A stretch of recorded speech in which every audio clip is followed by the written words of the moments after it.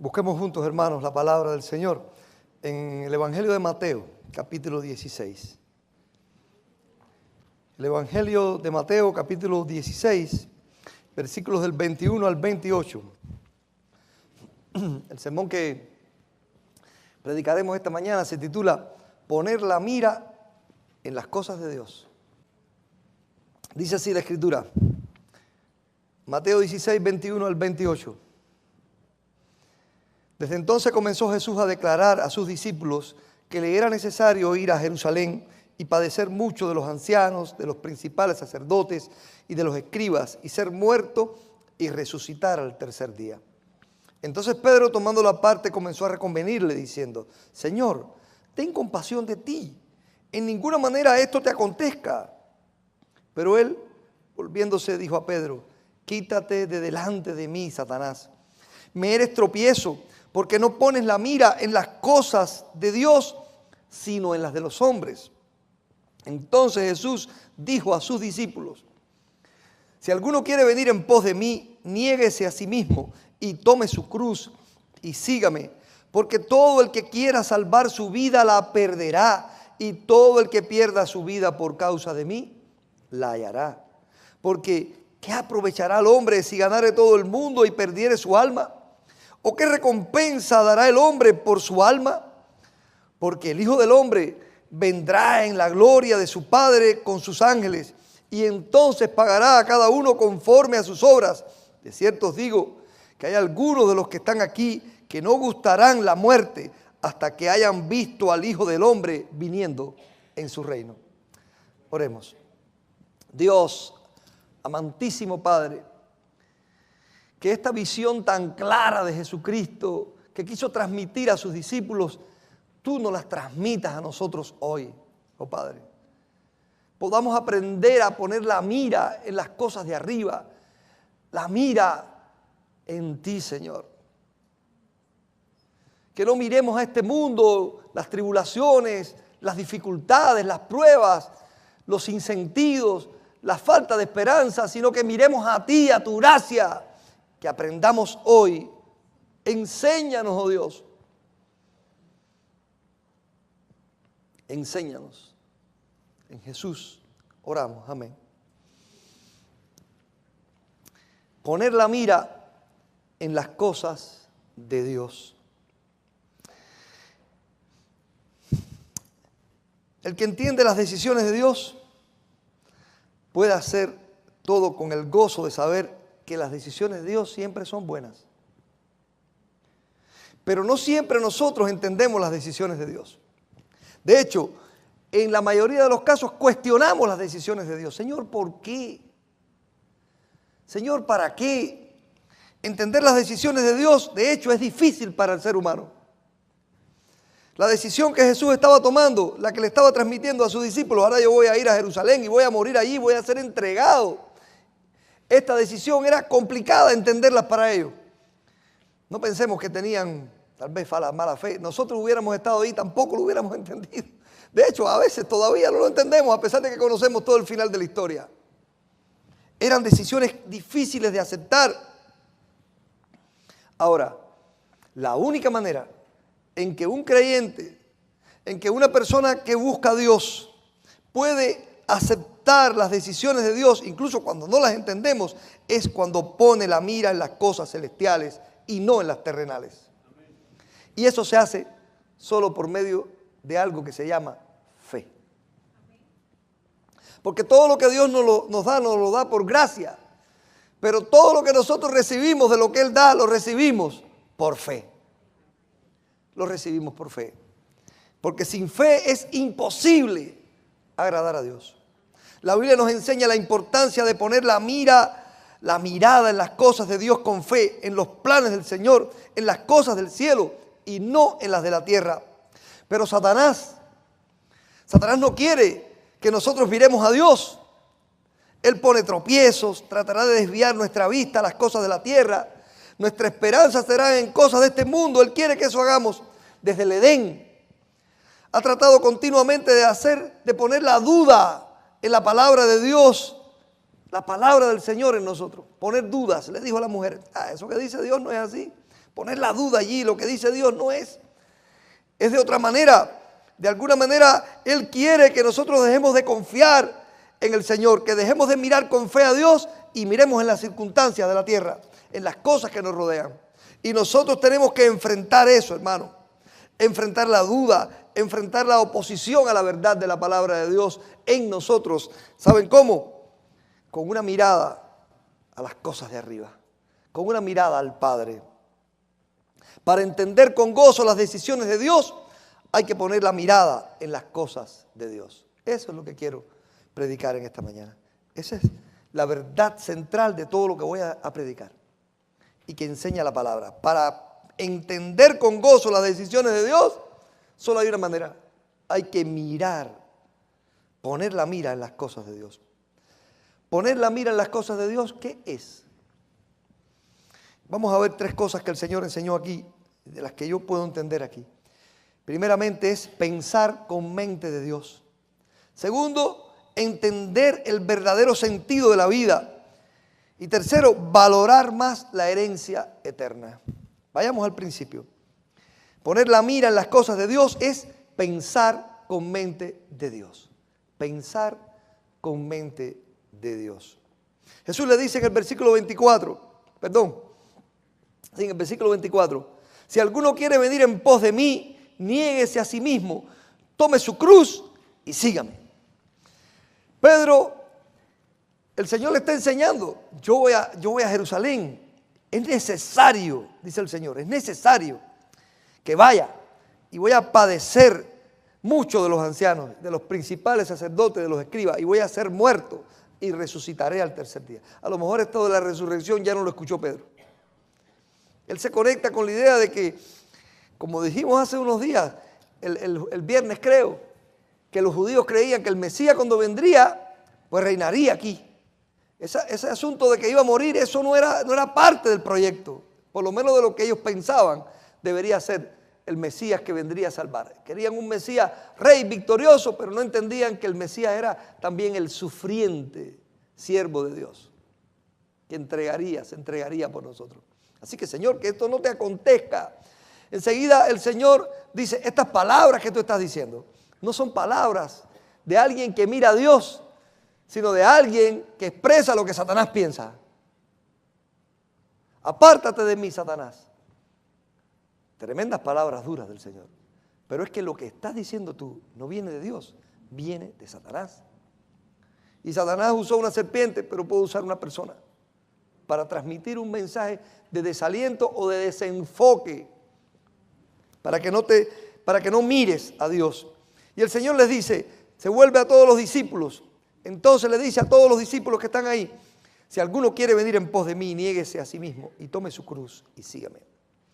Esto tiene que ver con pensar con mente de Dios y no con mente humana. El Señor dice, niéguese a sí mismo. Tome su cruz, sígame. ¿Qué significa eso? Negarse a sí mismo.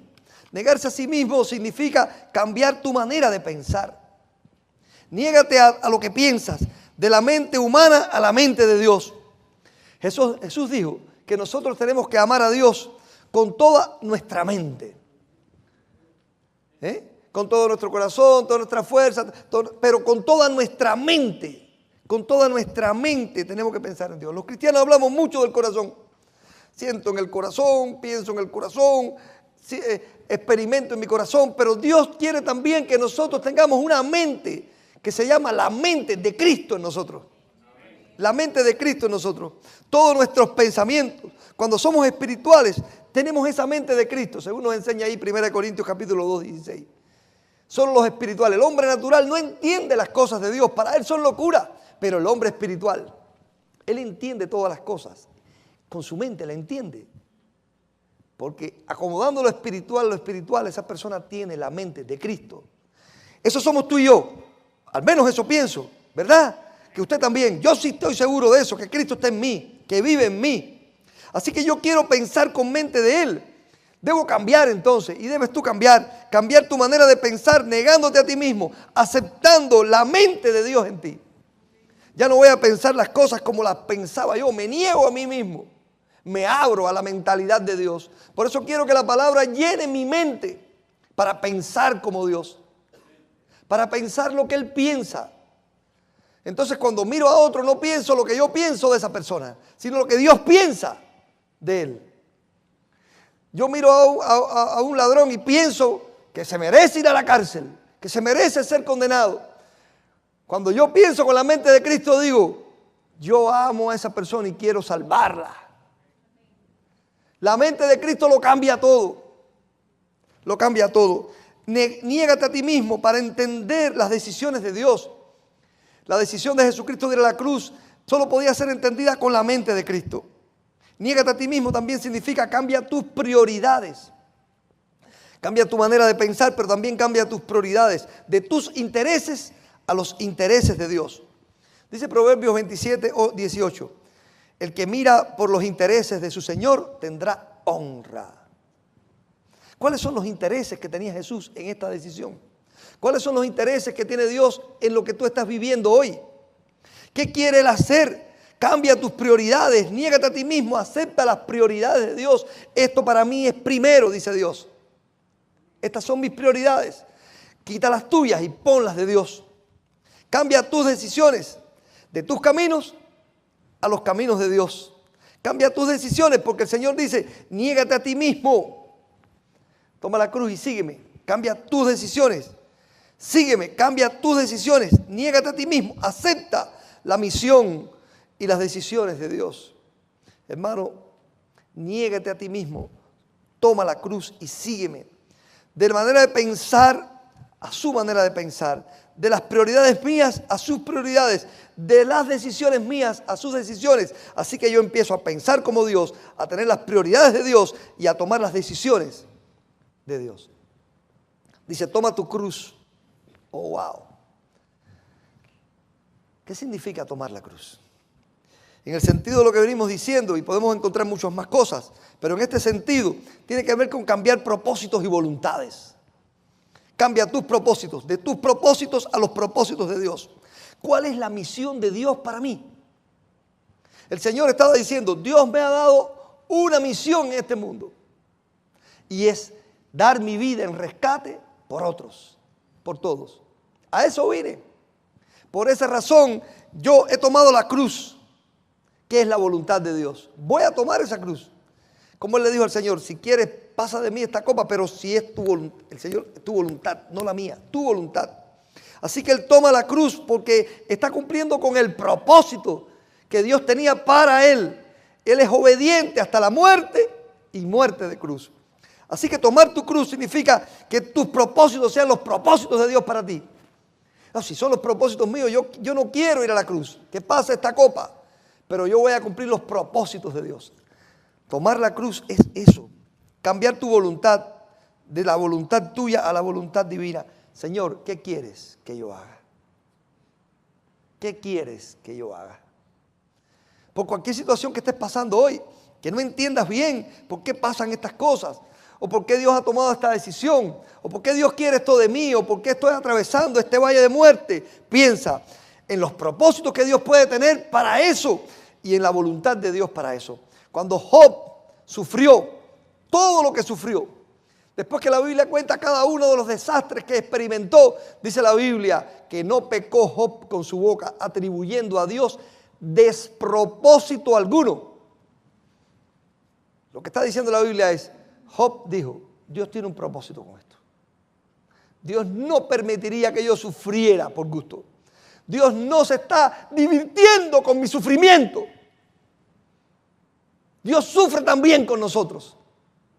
Pero Él tiene un propósito. Hay un propósito en esto. Eso es tomar tu cruz, hacer el propósito de Dios y la voluntad de Dios. Y dice el Señor, sígueme. Pensar con mente de Dios tiene que ver con seguir a Dios. Es abandonarte a Dios en confianza, rendirte a Dios en esperanza, seguirlo en el camino sin necesidad de saber a dónde vas o por qué vas, solo limitándote a obedecerle. Y sabiendo que Él dice, yo estoy contigo y yo iré delante de ti. Dice la Biblia que Dios le dijo al pueblo de Israel, el ángel de Jehová irá delante de vosotros. Hermano, eso no se cumplió solamente aquella ocasión. Jesús dice aquí, tome su cruz y ¿qué dice? Y sígame. ¿Qué significa sígueme? Él va delante de nosotros. Y cuando Él va delante, usted le sigue. Sin necesidad de estar preguntando a dónde vas o por qué lo haces. Donde tú vayas, yo iré. Yo iré, Señor, yo iré. Hermano, abandónate a Dios, ríndete a Dios, síguele. Piensa con la mente de Dios para entender con gozo las decisiones de Dios, para no sufrir, para no estar confundido, para aceptar con gozo las decisiones de Dios sobre tu vida, ya sea por lo que estás atravesando o por lo que tienes que atravesar. Solo hay que poner la mira en las cosas de Dios, pensar con mente de Dios. Toma tu cruz y sígueme, dice el Señor. Niéguese a sí mismo, niégate a ti mismo, toma la cruz y síguele. Segundo lugar, poner la mira en las cosas de Dios es entender el verdadero sentido de la vida. Entender el verdadero sentido de la vida. Dice el Señor, versículos 25 y 26. Porque todo el que quiera salvar su vida, la perderá. Y todo el que pierda su vida por causa de mí, la hallará. Porque ¿qué aprovechará al hombre si si ganare todo el mundo y perdiere su alma? ¿Qué recompensa dará el hombre por su alma? El verdadero sentido de la vida.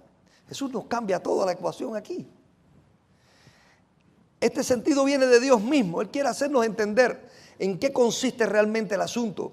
El que quiera salvar su vida en estas decisiones de Dios, en el proyecto de Dios, la perderá. Mire, eso no se refiere a que usted cuida su salud. Esto de que quiere salvar su vida, eso no se refiere a que usted, si está enfermo, pues va a un médico. Eso no se refiere a eso. Eso no se refiere a que usted se cuida, por ejemplo, de contagiarse de una enfermedad o que usted se medica para salvarse de una enfermedad. No, eso no se refiere a eso. Eso se refiere a que usted, estando en el camino de Dios, siguiendo a Jesús, porque usted tomó la cruz y está siguiendo a Jesús, mientras usted hace la voluntad del Señor o mientras está experimentando algo que es por un propósito que Él tiene, usted decide abandonar eso para salvar su vida. Usted decide que no, que es mejor salir de ese asunto, porque más importante es su vida que los propósitos de Dios, que la voluntad de Dios y que el camino de Dios. Eso es lo que está diciendo la palabra aquí. Hermano, tampoco quiere decir estas palabras que usted deja de venir a la iglesia o deja de tener vida devocional y testificar, y que eso es preferir mi vida a su vida en mí. No, es pensar salvarme pensando como yo, entendiendo mis prioridades, tomando mis decisiones, viviendo según mis propósitos y mi propia voluntad. Es perder la confianza y la esperanza en Dios, es colocarme a mí por encima. Porque yo soy suficiente para salvarme a mí mismo. Eso significa lo que el Señor está diciendo. Así que tienes que entender el verdadero sentido de la vida, que no es el que tú piensas, sino el que Dios piensa. De acuerdo a su verdad. Se refiere a los que están caminando con Dios, siguiendo a Jesús y abandonan ese camino para salvar la vida. Bueno, la perderán al final. Será peor. Perderán incluso la bendición de ver el final, el propósito que Dios tenía, por lo cual está ocurriendo eso. Ellos se hubieran perdido, si Jesús no va a la cruz, se hubieran perdido la bendición de haber visto lo que vieron, al Cristo resucitado, salvando. Si Dios hubiera hecho, si el Señor hubiera hecho lo que Pedro quería, se hubiera estado enseñando ahí con ellos, viviendo un rato con ellos. Sin la cruz no había trascendencia a la humanidad. La cruz era necesaria en el plan de Dios. Y Jesús tenía que ir allí. Por eso, Pedro, entiende esto. Entiende el verdadero sentido de la vida. No es asunto de que salve yo la vida ahora. ¿Por qué? Cuando yo entregue mi vida, voy a salvar. Esa es la verdad. Todo es diferente a lo que tú piensas. Miren, Jesús iba camino a la cruz a morir. Y lo que Pedro le está diciendo es renuncia. No, Pedro.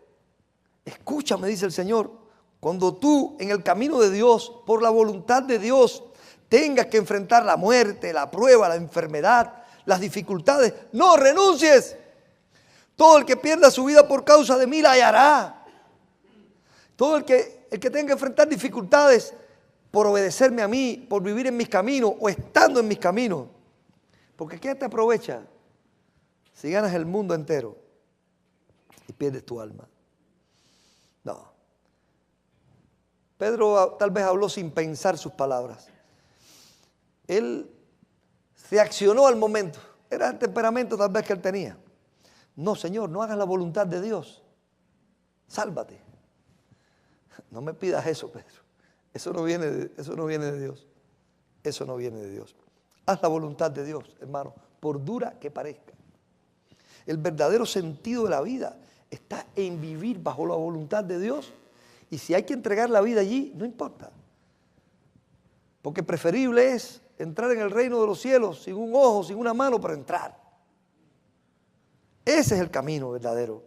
Huyendo de las consecuencias de la vida, de los problemas de la vida. Cuando tú estás en el camino de Dios, eso no te salvará. Esas cosas te alcanzarán al final. El que quiera salvar su vida, la perderá. El que quiera huyendo de las consecuencias, lo alcanzarán. En Cuba había un cuento, un chiste, que decía que la muerte le dijo a un hombre: oye, prepárate que esta noche vengo por ti. Y el hombre dijo: ay, me voy a morir. El hombre dijo: me tengo que disfrazar para que la muerte no me conozca. Y se peló al calvo como yo. Y la muerte vino y dijo: ¿dónde estará el hombre? No lo veo. Bueno, tengo que llevarme aquí esta noche. Me llevo el calvo este. No veo al hombre que yo vine a buscar, pero no veo, me voy a llevar al calvo este. Y se llevó al calvo. Queriendo huir, lo alcanzó. Es un chiste. Pero las personas queriendo huir a veces, les alcanza. Pero cuando uno dice: Dios sabe, Él tiene un propósito, Él me ama, Él no me ha abandonado, yo cambio mi mente por la mente de Él, yo acepto sus caminos sobre mis caminos y voy a entender la vida desde el verdadero sentido, que es Dios el dador de la vida.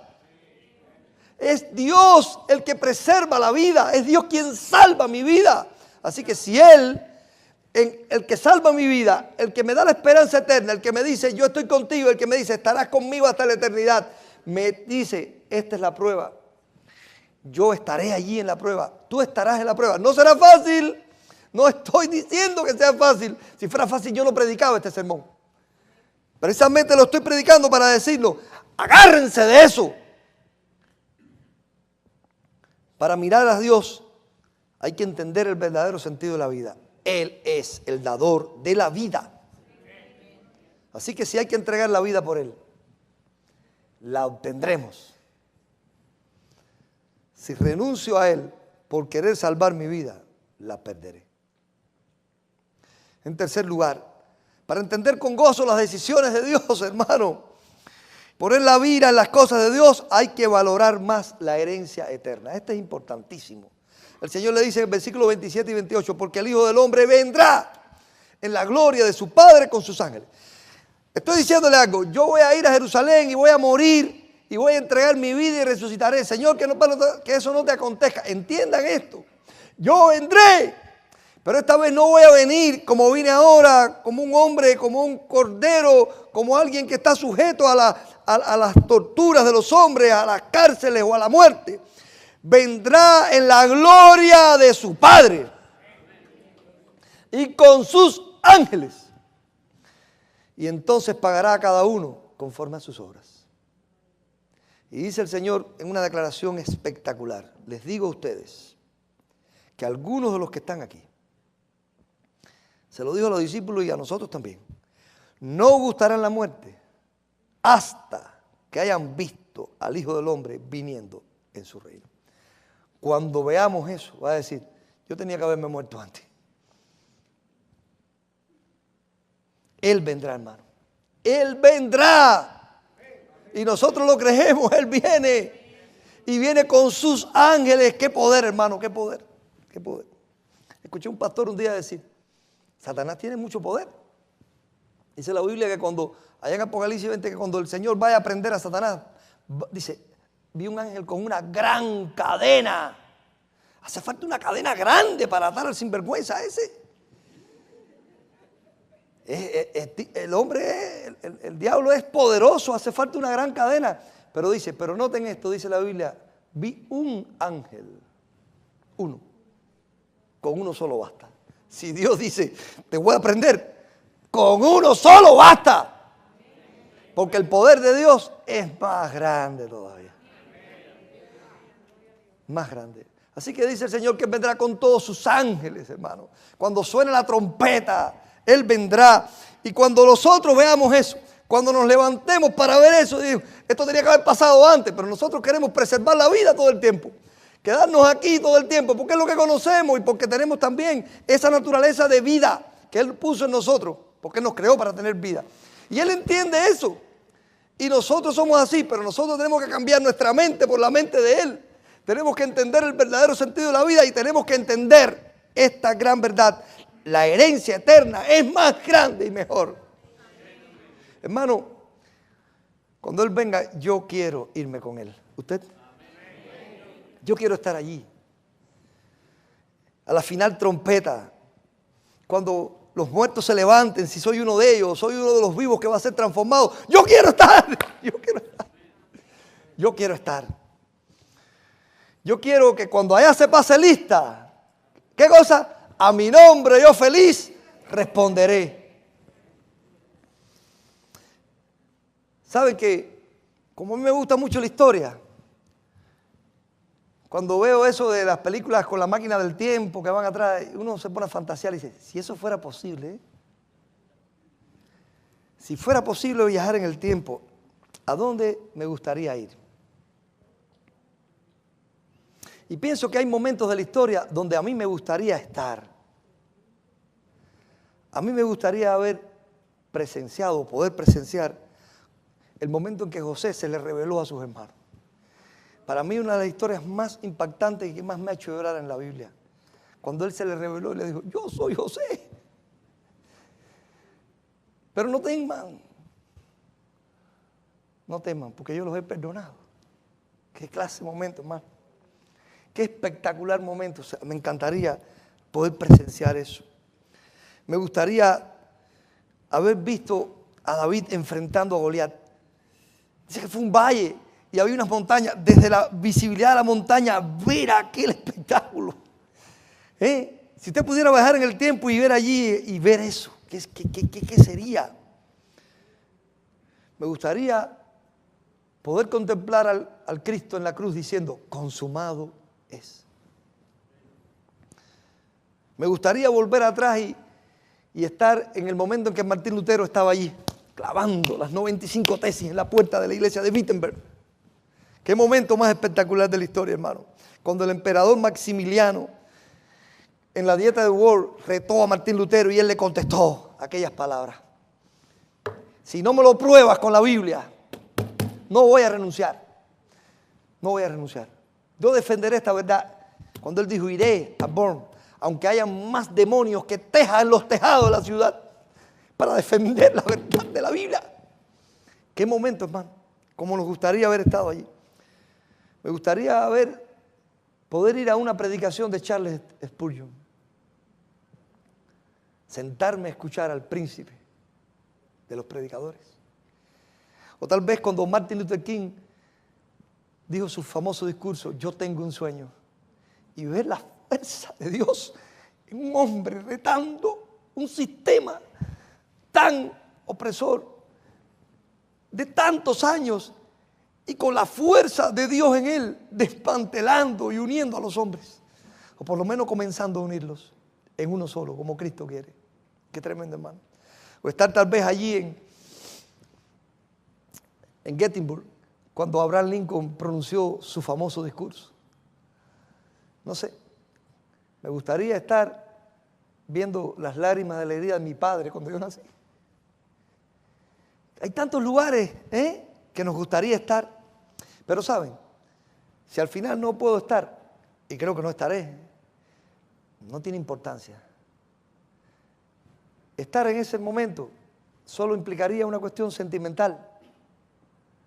Solo implicaría un asunto de emociones. Así que hay momentos de la historia en que me gustaría estar, pero no es trascendental para mí estar. Solo hay un momento en la historia en el que no puedo dejar de estar, en el que no te lo puedes perder. Tú te puedes perder, te perdiste el culto de ayer, te perdiste un gran culto, pero no pasa nada. Pero hay un momento de la historia que no te puedes perder y es el momento en que Él venga, hermano. Es el momento en que seremos recibidos en las nubes, en las bodas del Cordero. Ahí no puedo dejar de estar. No puedo, no quiero. No podemos dejar de estar en las bodas del Cordero, hermano. Yo sé que por su gracia estaré ahí. ¿Tú lo crees? ¿Estás sufriendo ahora? ¿Tienes algún problema? Sepas esto. Allí no habrá llanto ni dificultad. No habrá dolor. Allí estaremos en gloria y en gozo para siempre en su presencia. Yo quiero estar, yo necesito estar y sé que estaré en el tribunal de Cristo. No para ser condenado, sino para recibir una corona incorruptible. La corona de Dios. Yo quiero estar, hermano, yo sé que estaré allí porque Dios quiso y porque Él me amó. Yo quiero ver al Hijo de Dios viniendo en su gloria con sus santos ángeles. Y yo sé que allí es donde debo estar.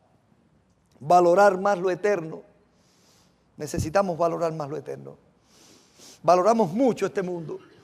Valoramos mucho nuestras casas, nuestros carros, nuestro dinero, nuestras cuentas bancarias. Valoramos mucho nuestra salud. Valoramos mucho la salud de nuestra familia. Y eso es importante. Dios puso eso, que valoremos lo que Él nos da y tenemos. Pero valora mucho más la vida eterna. La herencia eterna, dice el Señor en 2 Corintios 4:18, no mirando nosotros las cosas que se ven, sino las que no se ven, pues las cosas que se ven son temporales, pero las que no se ven son eternas. Así que valorando más, mirando nosotros las cosas eternas, no las temporales. Concluyo. Para entender con gozo el verdadero sentido, las decisiones de Dios, hay que poner la mira en las cosas de Dios. Poner la mira en las cosas de Dios es pensar con mente de Dios, entender el verdadero sentido de la vida y valorar más la herencia eterna. ¿Saben? La idolatría en la historia de la humanidad y en el presente muestra algo interesante, muestra la incapacidad del hombre caído para entender la existencia espiritual de Dios reinando invisiblemente en toda la creación.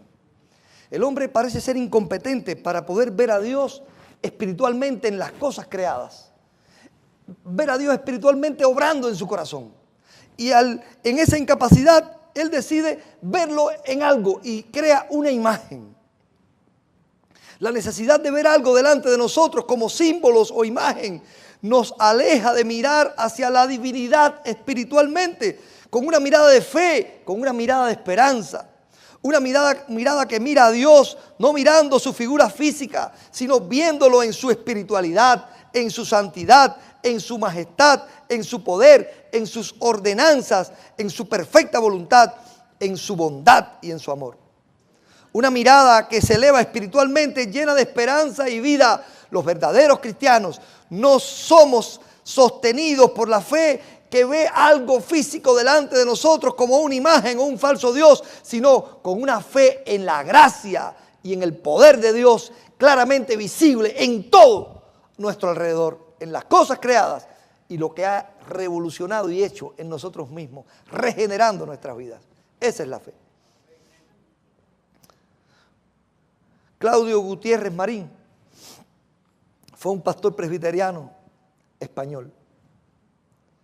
A principios del siglo XX y mediados del siglo XX fue uno de los hombres más destacados del Evangelio en España. Una España dominada por Franco y por el catolicismo. Claudio Gutiérrez Marín fue teólogo, doctor en filosofía y letras, eminente escritor.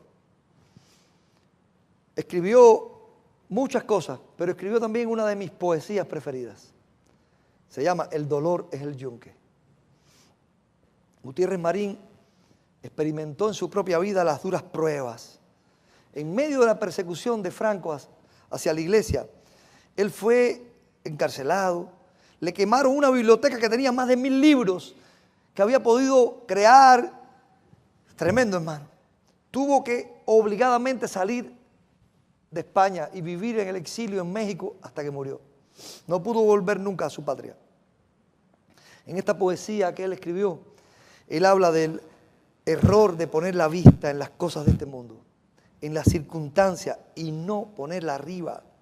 Y termina diciendo que hay que ponerla allí, donde está sentado Dios en su trono. Al mismo tiempo nos enseña a confiar en los propósitos de Dios. El dolor es el yunque, se llama esta poesía. Se las quiero recitar. Cuán torpe soy, Señor. Cuán torpe soy, Señor, esta mañana, al golpear el día en mi ventana y ver el cielo envuelto en nubarrones, sentí desprecio de la vida humana. Sin ver, oh Dios, tu gracia soberana en las nubes que siembran bendiciones.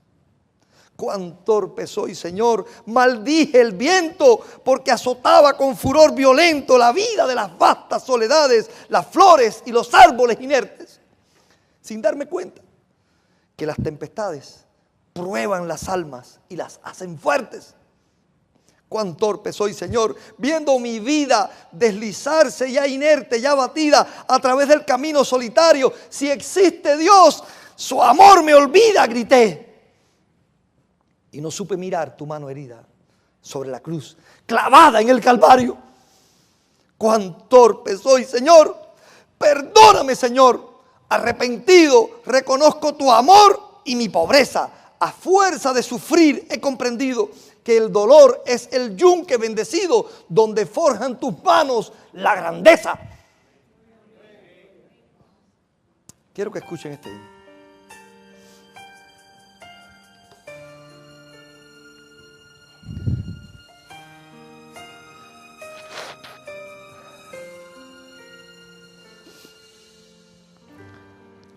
He pasado por el valle de la muerte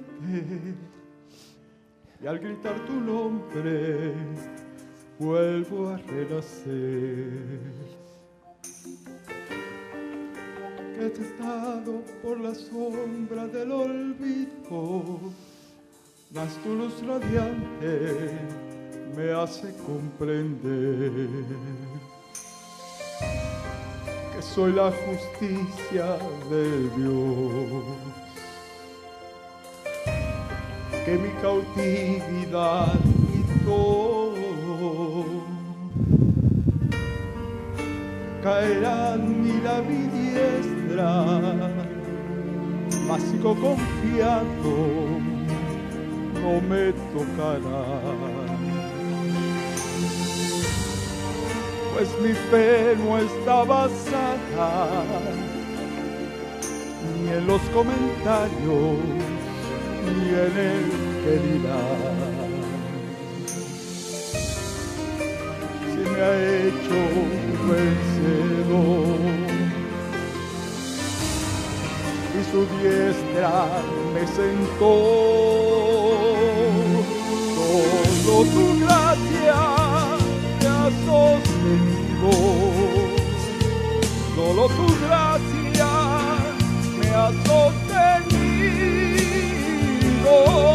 Tú me has hecho comprender que no tengo que temer, que mi fe es suficiente y venceré. Solo tu gracia me ha sostenido, solo tu gracia me ha sostenido.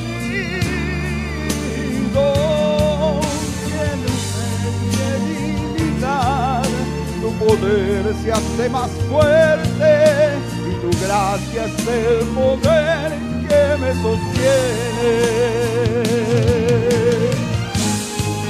No importa lo que digan, no importa lo que hagan, nada me detendrá.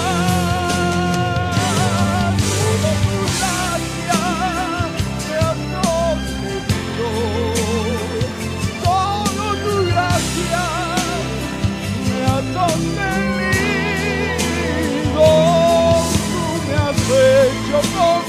ver que no tengo que temer, que tu fe es suficiente y venceré. Dios está ahí. Solo tu gracia. Hay decisiones de Dios que no entenderemos. ¿Por qué Dios permite esta enfermedad? ¿Por qué Dios permite que sufra? ¿Por qué Dios permite que llegue la muerte? ¿Por qué tengo que atravesar este valle difícil? Pero piensa, la gracia de Él te sostendrá.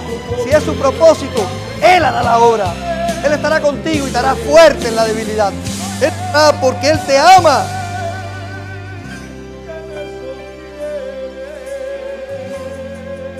En tu vida de experiencia con Dios, hermano, en tu vida de experiencia con Dios, habrá muchos momentos en que no entenderemos. No entenderemos el plan, no entenderemos el propósito de Dios. No lo entenderemos, pero ahí es donde nosotros vamos a ser probados. Ahí es donde nosotros vamos a tener que decir, no voy a analizar estas cosas con mi propia mente. Yo voy a pensar con la mente de Dios. Ahí en ese momento es donde tú vas a decir, el verdadero sentido de la vida no es que yo ahora salve lo que tengo, sino que tengo vida eterna con Él. Y voy a valorar más la herencia eterna de Dios, que la vida de este mundo. Ese es el momento. No queremos pasar, pero cuando pasemos por ahí, tienes que pensar así, tienes que tener esto en tu vida. Y solo lo vas a lograr poniendo la vista arriba, porque solo su gracia te sostendrá. Solo su gracia, hermano. No hay decisión de Dios que pueda ser fácil de aceptar por nosotros, porque Dios está muy por encima de nosotros. Sus pensamientos no son nuestros pensamientos. Como están muy altos los cielos de la tierra, así son sus pensamientos sobre nuestros pensamientos. Hay cosas que no entenderemos, pero usted mire arriba. Mire allí al Señor sentado a la diestra del Padre y diga, lo voy a hacer en su nombre. Dice Colosenses 3, del 1 al 4. Si pues habéis resucitado con Cristo, buscad las cosas de arriba, donde está Cristo sentado a la diestra de Dios. Poned la mira en las cosas de arriba y no en las de la tierra, porque habéis muerto y vuestra vida está escondida en Cristo, con Cristo en Dios. Cuando Cristo, vuestra vida, se manifieste, entonces vosotros seréis manifestados con Él en gloria. En gloria. En tu vida de experiencia con Dios no habrá momentos fáciles. Revelarte a su plan y decirle lo que tú quieres. No aceptar lo que Él quiere para ti. No unirte a su plan será tu perdición. Será peor para ti. En tu crisis, aférrate a Él. Búscalo a Él. Mira arriba. Búscale hacia arriba a través de su palabra y de la mirada de fe en Él. Crisis de fe habrá, pero hermano, es glorioso poner nuestra vista en las cosas de Dios. Así que hazlo. Hay que poner la mirada en las cosas de Dios para entender con gozo las decisiones de Dios. Gracias, Dios, porque tu gracia nos sostiene para poder nosotros atravesar este valle de lágrimas. Para poder nosotros vencer mirando a ti. Hemos tomado la cruz, Dios. Hemos cambiado, nos hemos negado a nosotros mismos. Hemos cambiado nuestra mente por la tuya. Te estamos siguiendo en el camino. Pero, Padre, sabemos que tú entiendes que nosotros somos débiles y ponemos la vista en lo que tenemos delante. Miramos el mar y nos hundimos. Porque vemos la tempestad. Porque vemos el furor de las olas. Ayúdanos a mirar a ti, oh Dios, con una mirada de fe, porque tu gracia nos sostiene. Porque sabemos y creemos que en la debilidad nos haces fuertes y que las tempestades hacen fuertes las almas. Oh Dios, Maestro que nos formas en el yunque, estamos aquí levantando nuestra vista a ti, mirando a ti.